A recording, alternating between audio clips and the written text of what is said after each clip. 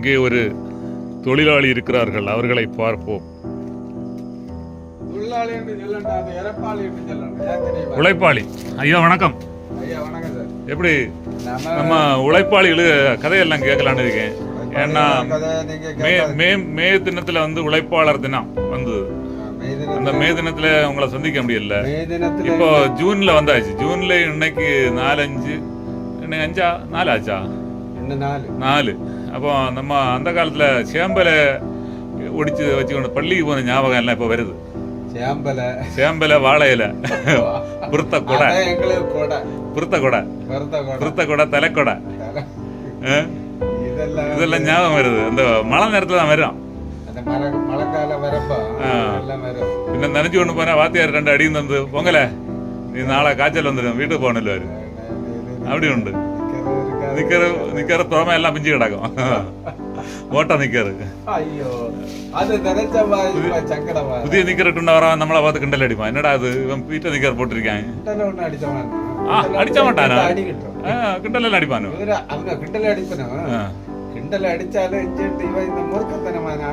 வடக்குப்புறம் 10 கிடக்கு. ஜப்பான்காரன் குண்டு போட்டானா?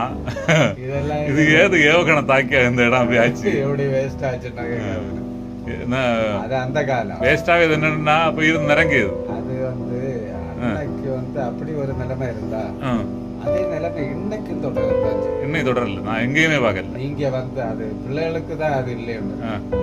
நான் இப்ப வந்து வளர்ந்து பெண்ணு கட்டி 2 பிள்ளைகளாக இது பண்ணி இருக்கேன். இந்த காலகட்டத்துல வந்து இப்ப ஒரு சமீபத்துல நிறைய சில்லி ஒன்று இருந்தா நமக்கு நேரம் வளர்த்தாலும் போக முடியும். 7 மணி ஓலையில இருந்தா தீராது.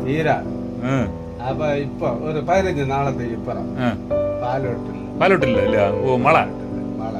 அப்போ தொழிலாளிகளுக்கு பாடி சிக்கல் தான். முதலாளி மாதிரி ஏதாவது சலுகை செய்யணும் உங்களுக்கு? என்ன சலுகை இல்லையா? முதலாளி மாதிரி வேலை செய்தா கூலி. முதலாளிய பாடைய சிக்கல். ஏன்னா முதலாளி அப்படி விலை இல்ல, சாதனம் விலையும் இல்ல.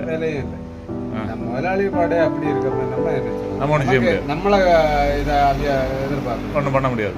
வேலை செய்தா தரல நம்ம கேட்கல. ஆனா தோட்ட தொழிலாளிகளுக்கு போய் சைன் போட்டா பாதி பைசா கிட்டோன்னு தகவல். ஐயா அதெல்லாம் வந்து உங்களுக்கு பிளான்டேஷன் மாதிரி பெரிய தோட்டத்துல. ஓ பெரிய தோட்டம். அரசு ரப்பர் கழகம். அப்ப தனியார் கழகத்துல வேணா இல்ல.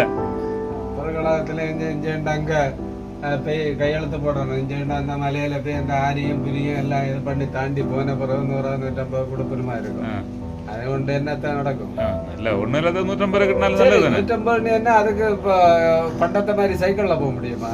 அது வசதியை படைச்சவையோ அதுக்கு சரி நடந்து போறவங்களும் இருக்கணும். இன்னைக்கு சைக்கிள்ல போறவங்களும் இருக்கணும். அதை வச்சுதான் இது பண்ணிக்கணும். ஒரு 5-6 வரவாங்கிறவ கொண்டாந்து வரவு முன்னால மாதிரி வரவு கொண்டு விடலையாமே. அங்கே பிளான்டேஷன்ல கொண்டு உட்காது இல்லையா? ஃபாரஸ்ட் அதுக்கு பயங்கரம் இல்ல. ஊர்லயே வரவு நிறைய கிடக்கு. வரவு எடுக்க ஆள் இல்ல. அப்படி ஒண்ணு இல்ல. வரவு கொண்டு வந்தா வாண்டது வேண்டதில்லை. நான் கொஞ்சம் வரவு எடுத்து போட்டுட்டு விளையிலண்டு பக்கத்து வீட்டில் சொன்னேன் இந்த வரவு எல்லாம் எடுத்து மாதிரி எடுக்கவே இல்லை. நான் வாரி தான் ரோட்ல பாதி போட்டிருக்கேன், குண்டுக்குள்ள வாரி போட்டிருக்கேன், பாதி தீ வச்சணும். அப்ப பாருங்க நாளை அந்த பக்கம் போற நேரத்துல ரோட்ல கொஞ்சம் வாரி போட்டிருக்கேன். எடுங்க. வெள்ளக்கட்டியில எடுங்க. நாங்க கேட்டு நிவர்த்தி இல்லாத குண்டுக்குள்ள வாரி போட்டு ஓலை மட்டை கொதும்பு வெட்டி முறிச்ச மரம் எல்லாம் வாரி போட்டிருக்கேன். ஒரு பெரிய மரம் ஒரு காட்டு மரம் வெட்டிக்கிட்டதா ஒரு ஆளுக்கு எடுக்கணும் எடுக்கல. அவரு ஒரு மூடா எடுத்துட்டு போனார். தடிய நல்ல தடிய சின்ன கம்பெல்லாம் அப்படியே கிடக்கு எரிச்சணும். நாளை வந்தா பார்த்தலாம் ஒரு ஜமாடு அரை பைசா வேண்டாம். வரவெல்லாம் அன்னைக்கு வரவெல்லாம் கொண்டு வந்தா பைசா கிட்டும். இன்னைக்கு யாரும் வரவும் வாங்கினேன். இப்ப இன்னைக்கு வாங்காத ஒன்றும் இல்லை.